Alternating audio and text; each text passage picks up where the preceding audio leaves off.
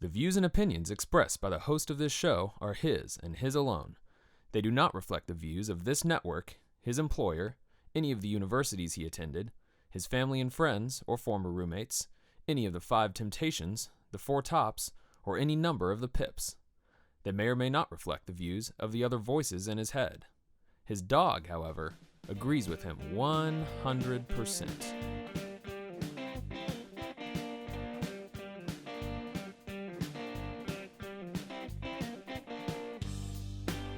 And now, broadcasting live from a secure, undisclosed location deep in the heart of Texas, it's the Snarky Parenthetical. Here's your host. He's highly caffeinated and mildly irritated. Here's Lathan Watts. All right, welcome back to the Snarky Parenthetical. It's been a little bit. Thanks for coming back with us. Hope you enjoyed the music video that we put out in lieu of a full episode last time. There was probably more editing involved in that than doing a typical episode, so it ended up being the only thing that we posted. Created quite a bit of work for Stan the Man. Just trying to get the audio recorded in between cracking up and goofing off, which made the outtake reel. Harder than it looks, that's for sure. Yeah, clearly. And if I have one regret about that whole thing, it's probably trying to sing that song in the same key that the REO Speedwagon guy sings it in. Right? That dude is a human helium balloon. It's ridiculous. Yeah.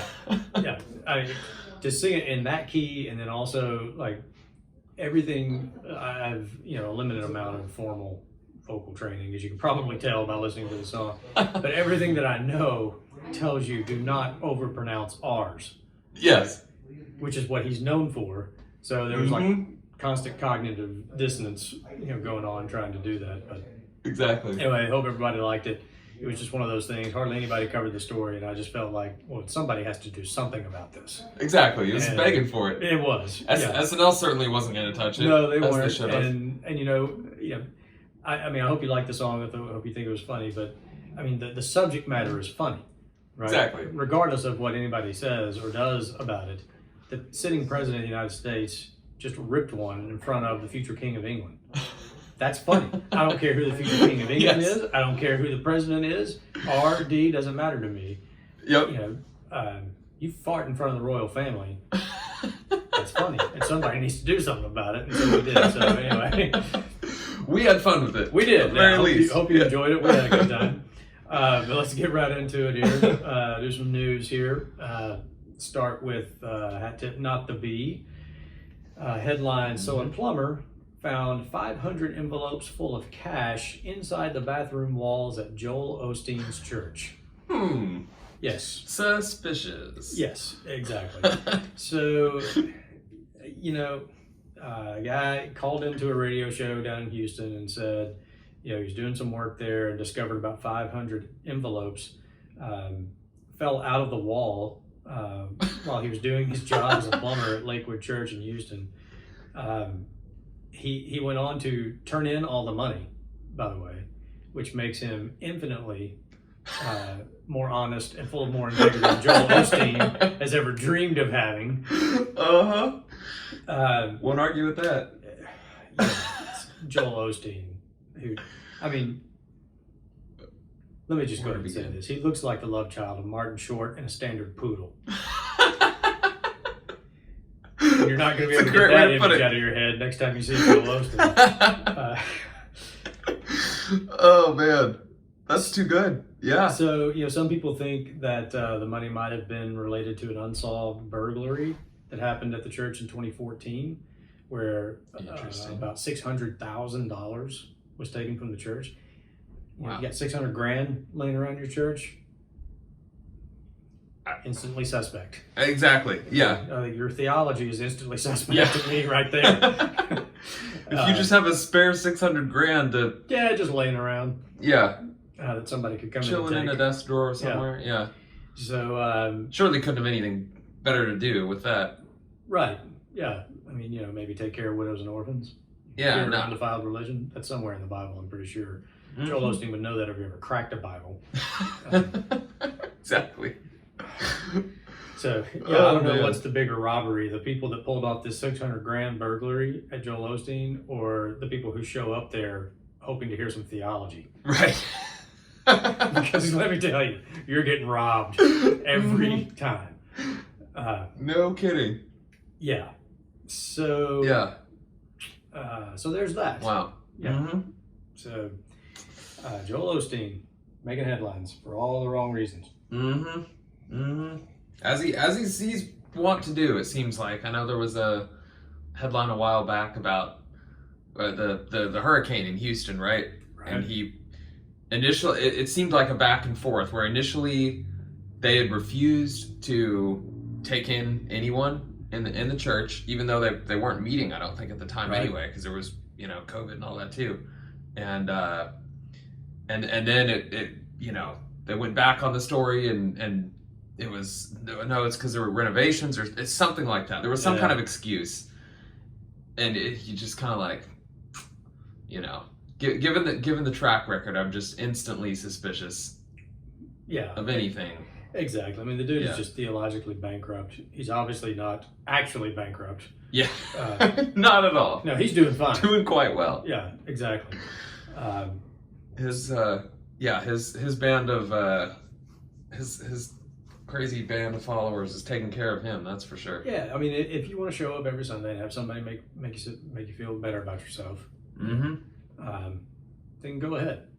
But don't call it a church. Exactly. I mean, just do a self-help group. Yeah. It is. Yeah, I mean, it's moral therapeutic deism. That's all it is. Yep. He's a heretic, and I don't mind saying so. In fact, if we had more people that would call out heretics for heresy, maybe we wouldn't have as many heretics. There you go. But hey, you can. It's a decent business model. There's been people doing it for a long time. Uh-huh. So there's that. What else is in the news? Let's stick with not the bee, because this is one I just came across, and wow.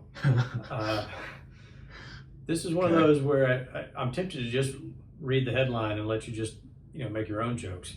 Bomb squad called to UK hospital after man gets World War II mortar stuck in his rectum. What? What? So, insert your own jokes here. Emphasis on the insert. Right? Yes. Pun intended. So let's just jump into the text here. The bomb squad was called to a Gloucester, I forget which one, however they say that over there in the UK, Royal Hospital Thursday, after a patient was admitted with a mortar shell stuck in his rectum. Troops from the Explosive Ordnance Disposal Regiment rushed to the hospital after being notified by police that a patient, quote, had presented with a munition in his rectum. The man was a military enthusiast who found the shell while clearing out, but somehow, quote, tripped and fell onto the 57 millimeter piece of Army ordnance that landed in the hospital. So you're asking us to believe you tripped and fell, and a 57 millimeter piece, just perfectly placed, just that is right through the back door. That is a tough sell right there. Yeah. It goes on to say the mortar round was used by the Royal Artillery in the Second World War as anti-tank rounds, and would later also be used by British tanks in North Africa. These rounds measure 57 millimeters in diameter. Good Lord. And 170 millimeters in length. Oh my God. And you just tripped and sat on it? To quote the late, the great Dr. Evil, right. I mean, wow. Yeah. That's, I don't even know what to do with that one. I mean, that's one of those where I sort of wish there was like another camera filming while we're doing the show, because there's always a show within the show. Yes. Because my head is flooded with jokes right now. And not even 1% of them am I going to say.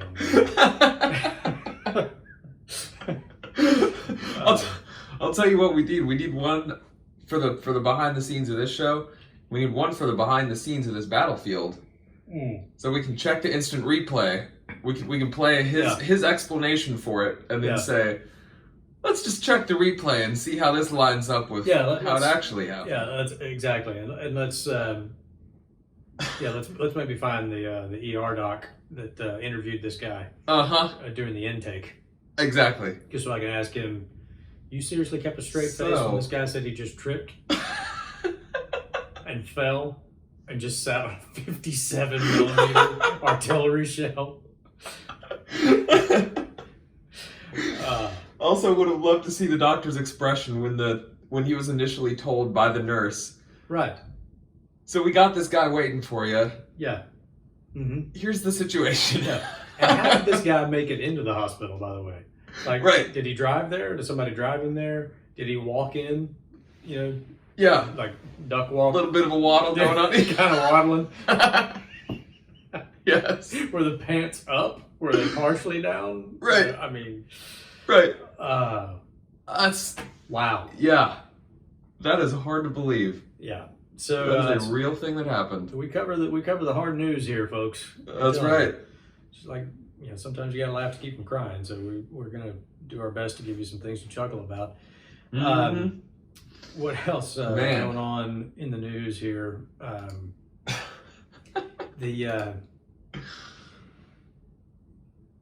The trials and tribulations of the Cuomo family. That's also been in the news lately. Yes, it has. So here's a Daily Wire. New details emerge about why CNN fired Chris Cuomo. Mm-hmm. Now, first of all, you gotta start with the fact that CNN did not think that there could possibly be any problem with Chris Cuomo covering his brother, Governor Cuomo.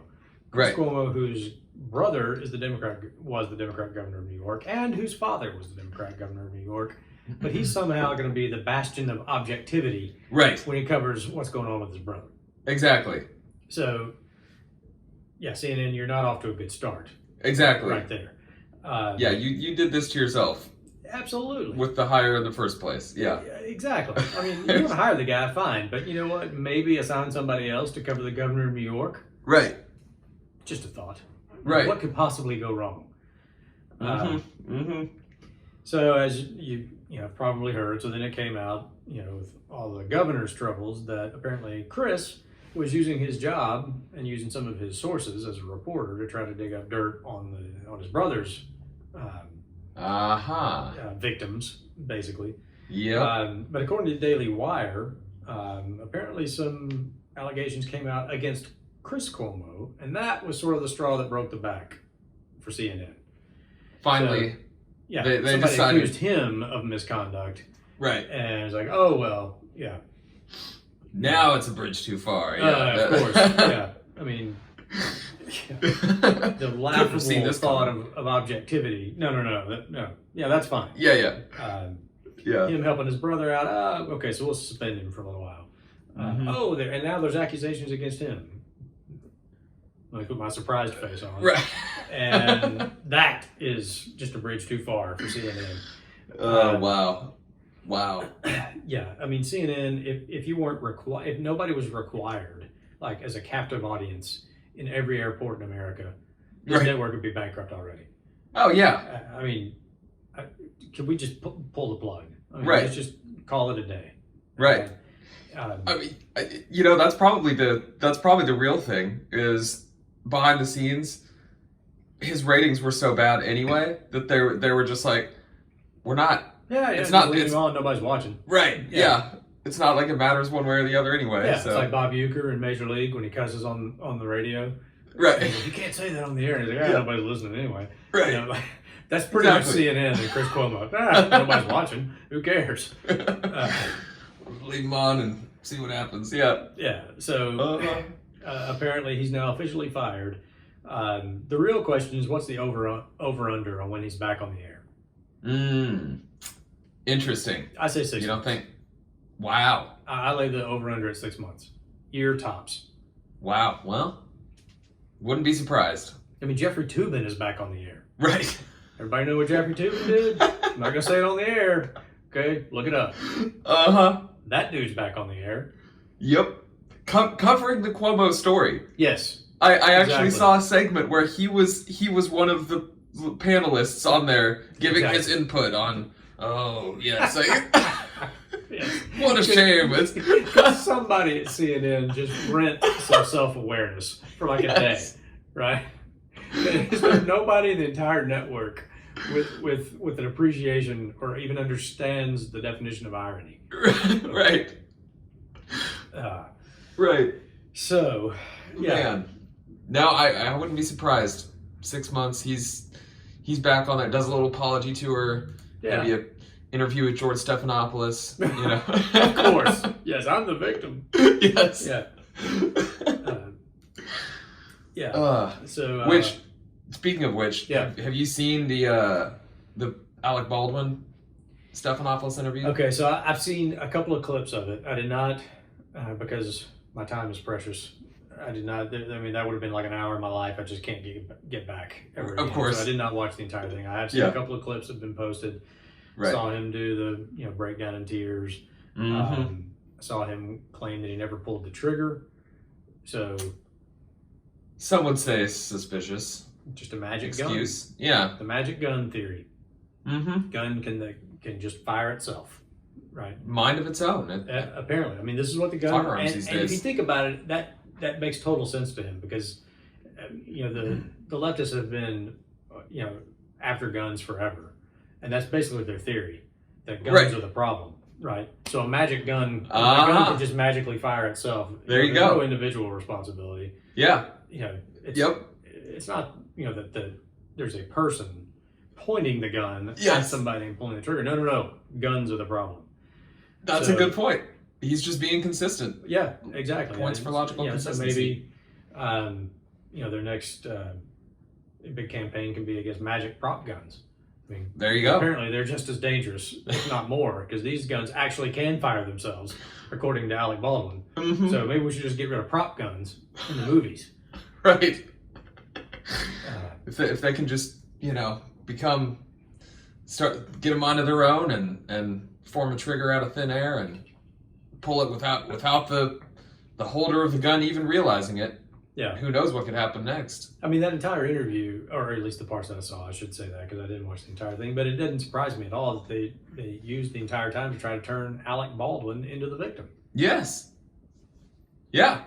Because he was even talking about the part that hit me was where he was throwing the person that died under the bus, saying because Stephanopoulos was asking, well, some are saying, the problem is that you were pointing the gun at a person in the first place. And, even people like Clooney have come out and said, well, that's not really something we want.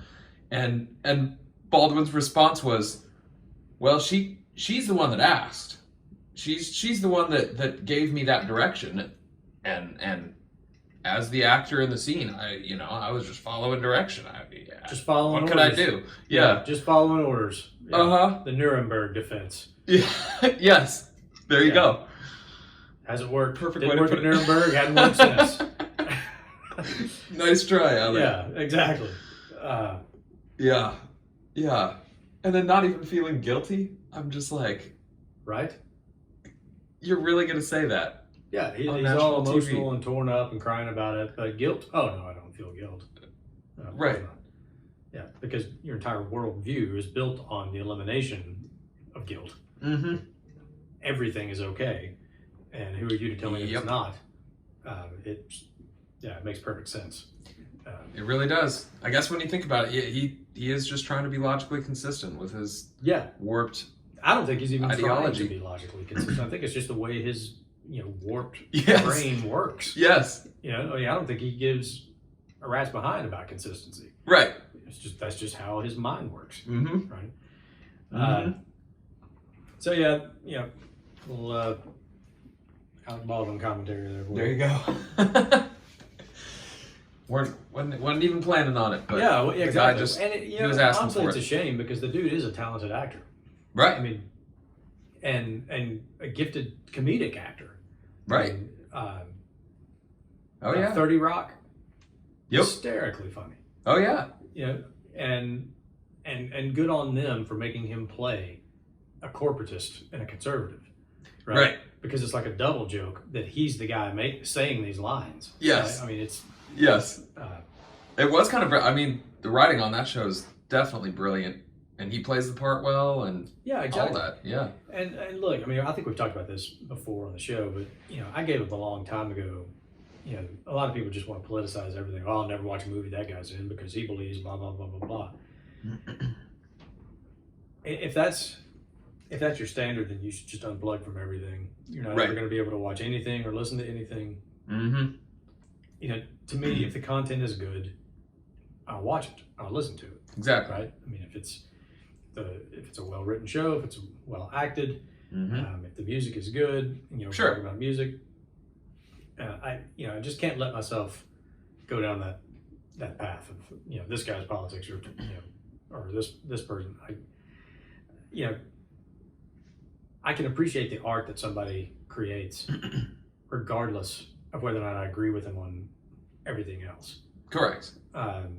And this, incessant politicization of everything. Right. We just got to quit. Right. Yeah. I mean, for everybody's own mental health. Oh, if it's a good show, it's a good show. And right. I don't really care who made it or how they voted.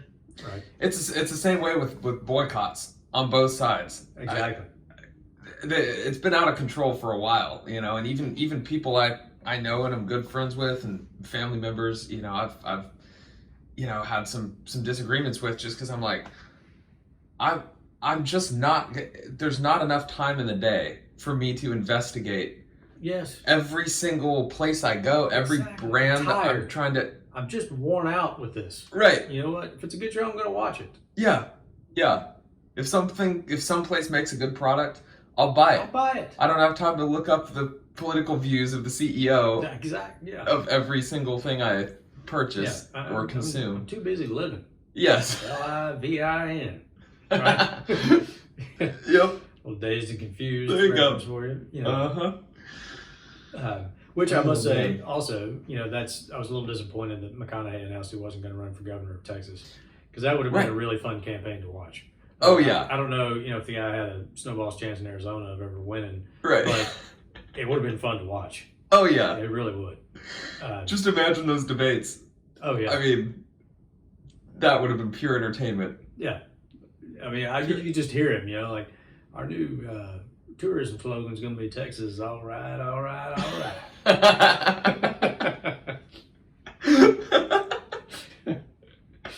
Yeah, I was actually looking forward to that. Yeah.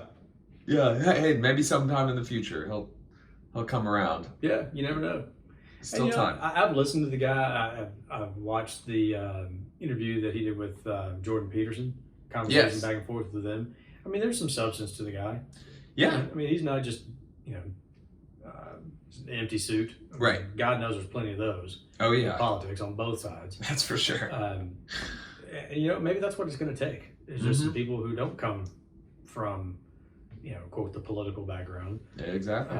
From a little non-traditional point of view. And have some honest conversations. So, I mean, I thought that would have been, like I said, it would have been entertaining and might have, generated some healthy discussion. Yeah. But he decided not to, so we'll just have to wait around for him to do something else. One other news item, and then we'll wrap that up and maybe go to what's got me mildly irritated. This has been kind of floating around out there for a little bit, but the guy that plays for the Boston Celtics, formerly known as Enes, I think I'm saying that right, Enes Kanter. Yes. Who is originally from Turkey, but became a United States citizen. Recently just got sworn in as a United States citizen and legally changed his last name to Freedom. Awesome. Yes. Yeah. Yes. Now, I haven't cared about the NBA in a very, very long time. Right. Larry Bird is my all-time sports hero. So the last time I did care about the NBA, I was a Celtics fan. So maybe, that's influencing me following this story because he does play for the Celtics. But makes sense. The dude changed his name to Freedom. Yeah. That's just come on, super cool on the face of it. Exactly. And he and he continues to just poke the bear yes. of the NBA. Right. And, I've said on here, many, many times that, when it comes to, movie stars and sports figures, I would rather you just do your job, right? Right. Just go be good at basketball. Just go be good at football, Mm-hmm. right? And I haven't really changed, my position on that. For the most part, I would rather, you just go do what you're paid to do. Go play ball. Right? Exactly. If there's a slight caveat to that, the difference I think between what he's doing and what, say, some other folks have done Mm-hmm. is that he's challenging the league that he plays in. Right. Right. He's actually, if you think of him as an employee, he's actually raising issues with his employer. Versus guys that are, making general social commentary as if I care what a high school graduate from Cleveland thinks about geopolitics. Right. Right? I don't. Right. Okay. Exactly. Yeah. This guy, legal immigrant from Turkey, Mm-hmm. but the things that he's pointed out are, things that his employer should be addressing. Yes. So it's really no different in my mind than, if I saw, my employer doing something that I thought was inconsistent with what our mission is or our core values or whatever. Right. It would be the equivalent of me going to somebody and saying, hey, look, like this isn't right. You shouldn't do this. Exactly. And his deal, a big part of it is, the NBA's relationship with the communist Chinese government, what that government's doing to the Uyghurs. Mm-hmm. And he constantly trolls LeBron, which Yeah. I'm a big fan. Anyone that's going to do that is going to get my support. I may be giving him a pass just because of who he's going after. Let's be honest. Yeah. But I do think it's a little bit different. It's one thing, like you'll never see this guy take a knee during the national anthem. Exactly. Well, and you're right. And being the one he's the one kind of coming back and challenging, because really a lot of what he's doing is criticizing the NBA and then the players that are just going along with the whole, this some weird of the kind players of that he's thing. criticizing who claim to be, sort of activists Right. on other issues, but are completely silent on this issue. Yes. Yes. And so it's him talking to his employer and his coworkers. Mm-hmm. Exactly. So Yeah. good on you, The Mr. Freedom. So some of the sneakers that he's put out, I don't know if you've seen, but with the little, I think LeBron kissing the Chinese flag or something is like literally depicted on the sneaker. Yeah. Great and stuff. I think recently he just went after Jeremy Lin. Yes. Who's now playing, I guess, professionally in China. Right. Mm-hmm. So, yeah, I mean, there's still a part of me that's just like, okay, dude, you play basketball for a living, go play basketball. Right. But at least the things that he's raising are within the league he plays for. Yeah. And it's about his employer and what his employer is doing. Yep. He's not out there trying to make statements about this political issue or that political issue and claiming we should all somehow listen to him as to who to vote for. Exactly. And he's been, pretty careful about saying, this isn't a political issue, it's a human rights issue. Yes. I'll talk to anybody. I'll talk to ours, I'll talk to D's, whoever can do something about it. Mm-hmm. Mm-hmm. So good on you, Mr. Freedom. Thumbs up from Snarky Parenthetical. Yeah, exactly. I'm sure he's staying up nights. Yeah. I'm worrying about what these two idiots in Texas think. All right. If you want an interview, if no one else will interview Mr. Freedom, we got a spot over here. Yeah, the story I actually pulled up is from the Boston Globe, and they kind of give him a hard time saying he's been on Fox News several times. Kind of claiming like he's being used by conservatives. Right. They conveniently leave out that he's also been on CNN and MSNBC. Like the dude will talk to whoever wants to talk to him. Right. And that's a typical, media hack. Yep. Right? Don't talk about what he's actually talking about. Talk about who he's talking to. Right. Right. Make that the issue. Oh, he's being used. He's talking to conservative media. Like, well, how about you just deal with the issue? Yeah. Yeah. Oh, maybe you don't want to do that because you've been silent about it, and that's the exact problem he's calling out. Exactly. Yeah. Uh-huh. Look, Yeah. So anyway, a little long on the news segment this time, but kind of winding going down on here.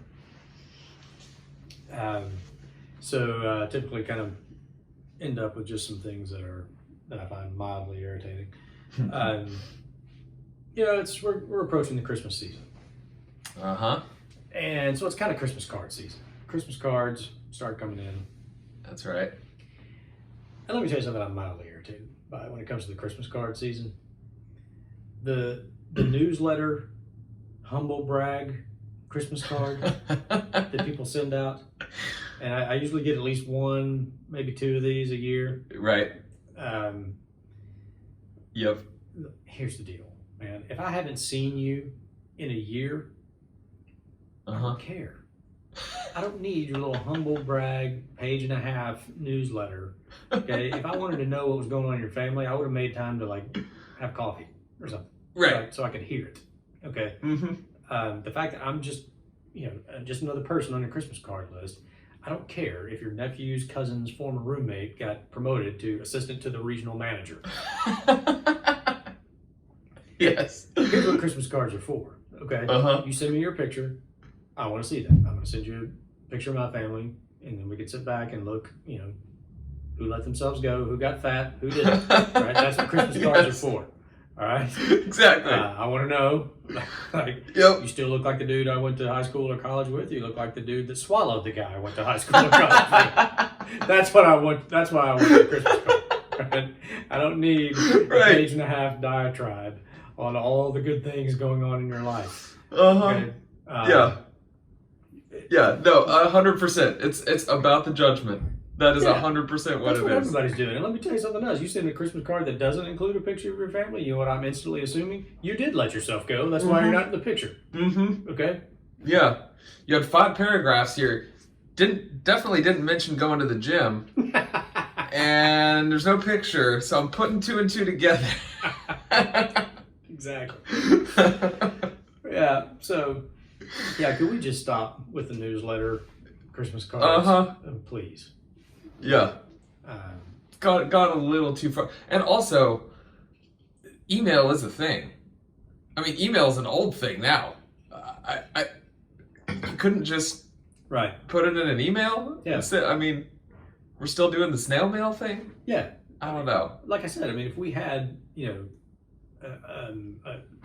more of a relationship, you probably would have texted me. Exactly. During the year to say, hey, guess what? Got a promotion. Cool, man. Happy for you.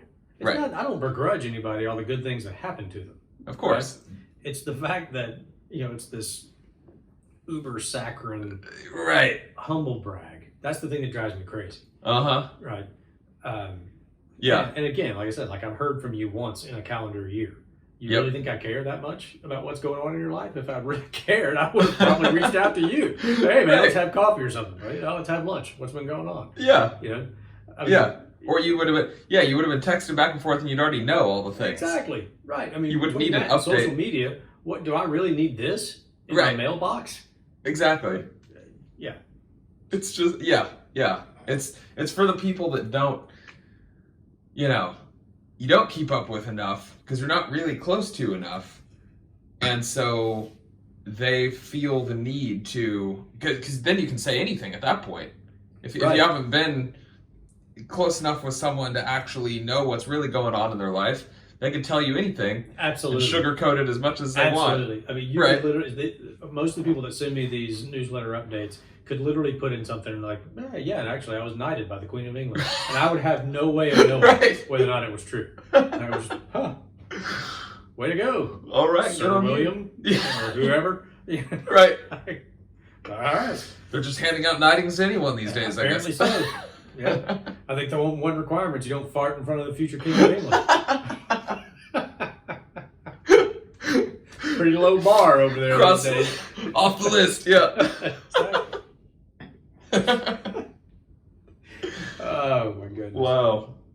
So yeah, I can support that one. Yeah. So I think we've probably done enough damage for one day. We'll be back. Making up for lost time is what we're doing. We're trying. Yeah. My New Year's, I don't make many New Year's resolutions, but one I've already got, on the list. Try to be a little bit more consistent with getting these things out on a regular basis. That's It's right. been a crazy year, and the day job really kind of got in the way several times, but it's on my list of things to improve upon is getting these things out on a little more regular basis. So thank you for checking in with us. If you want to just listen to the audio, got more episodes coming out on Spotify, Apple, iTunes, all the places that you listen to podcasts. So check us out That's there. right. Follow us, Facebook, Twitter, Snarky Parenthetical. There'll be more to come. That's right. Thank you all. We'll see you next time. Snarky Parenthetical.